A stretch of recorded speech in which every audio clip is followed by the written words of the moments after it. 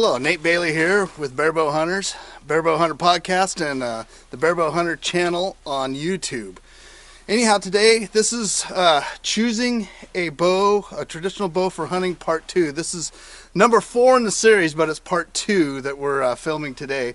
And I want to go over a few things about why we choose what we choose. And I'm standing in front of this. We call this the shooting shack. This is our blind up here on the rafter K. The animals naturally cross right here. This is a crossing spot for them to go to feeding and bedding, and it's a great backdrop to go over why I shoot what I shoot. I started out with longbows. I started out shooting 66-inch longbows. I like the way that the handles feel.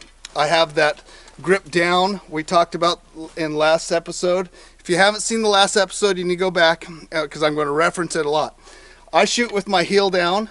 That's the way that I like to shoot any kind of bow, because I touched on it just a little bit last week, but I want to touch on it more this week. So when you're got your shooting system, what you're looking for is everything consistent every time, okay? And if it's consistent every time, then you'll be able to shoot consistently every time. Your subconscious will take over once all the mechanics are done. So once all the mechanics are there, then your subconscious will adjust your shots to that, okay? So what you want to do is, when you, before you even start really shooting at a target or start aiming at all, what you want to do is you want to make sure that your form's good. And the only way that your form could be good is if your bow fits you.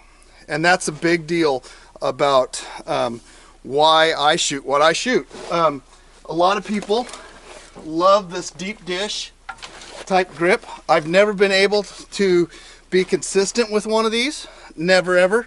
I've shot a lot of them. I hunted with one that I was halfway consistent with. Killed a deer with one that I was halfway consistent with, and it had the deep dish. Some people, this is how they're consistent. So when you pick a bow, your first thing is this bow hand should really be steady.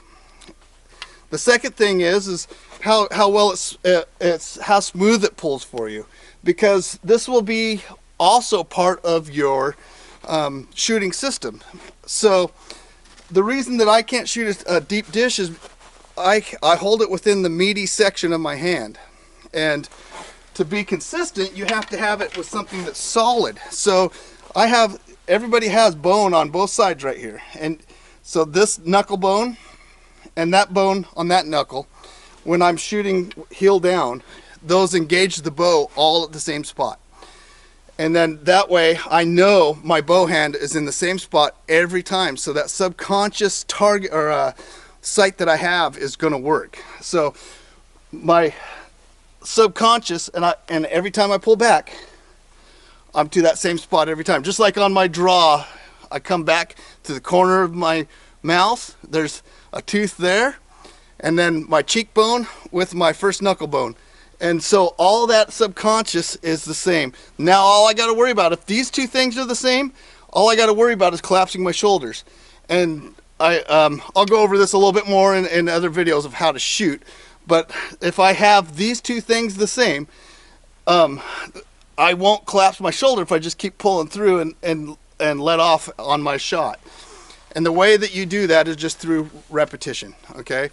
So come in, come back, pull, and I'd shoot. That's the reason that I shoot the heel down, is because I am using this section, and it's bone to riser. The heel down on this bow, it's a Mongol radical bow. Look, see how radical that's bent? It's the same thing. My hand hits the same spot every time. I don't know if you can see that, but the bony parts of my hand are hitting that same spot every time. So I have taken those two variables out of my shot just by the difference of the grip on my bow hand. Some of you might find the deep dish for that. It all depends on your hand. That's why I'm saying I can't just tell you go out and get a Mongol and shoot this thing. it's a personal thing. Whatever fits you the best is the way it should fit. The Mongol itself, I shoot this bow. This is one of my favorite little bows. One of the reasons that I like the Mongol so well is the setbacks in it. And some people don't like that. Some people don't like the setbacks. So the reason that I do is coming off of draw, it's really smooth. And if I'm shooting from inside there, if I'm down on the tree stand or something like that, if I'm in those areas, then it's a lot smoother for me to come off the draw. It's not as fast of a bow as some of the other ones that don't have the recess in it with them. So if I was to hunt inside this blind, of course you could hunt in there with a longbow, but boy, it's a pain in the neck to figure out what you know, to keep your limbs straight and not hit anything and try to. So this bow is a whole lot easier. And they're not even strung. That one's a whole lot easier to hunt out of those areas with. Now, one of the things that I would like to point out is I talked a little bit about Reflex and D Flex. So this is D Flex. You guys see the D Flex, and this is Reflex. See how the bow's coming up? The less radical of a limb, the stabler the bow's going to be. So if you're looking to just get into it, that's probably what you ought to be looking at, is bows that are pretty stable. The first thing is make sure that bow hits your hand right, so you have that nice stable anchor point where you have the 2 points into your shot system, so you're not putting extra variables into your shot system. Make sure that you do that. The second thing that you want to probably look for is what you're going to be doing with the bow. Like I said, I hunt tree stands, I hunt elk. I have this bow on my back a lot with my packs, and I like having a smaller bow. But then again, I've been hunting and shooting for a lot of years, and I've come to this bow. So it's one of those things, some people just stepping into them wouldn't want to go this radical of a bow. It's a nice place to work up to. You know, it's got its limitations and it's got its advantages. Every bow does. So to start out, the best thing for you to do to start out, kind of summing up here, the best thing for you to do when you're starting out is to decide on what you're going to be doing mainly. If you're going to be hunting out of blinds, out of tree stands, or in deep brush, I would consider a shorter bow. Remember though, the shorter the bow, and if you're a big tall guy, and you're a real tall guy, and you have a long draw, you could draw one of these forever. You could draw a 66-inch longbow for a long time without what they call stacking.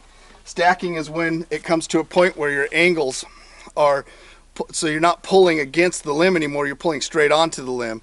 And so short bows will stack quicker. Okay, you'll come to the end of your draw, and I like short bows for that reason. I have a 26-inch draw. My draw is super short, and so I'm able to shoot the shorter bows real well. I get the most out of them right before they stack.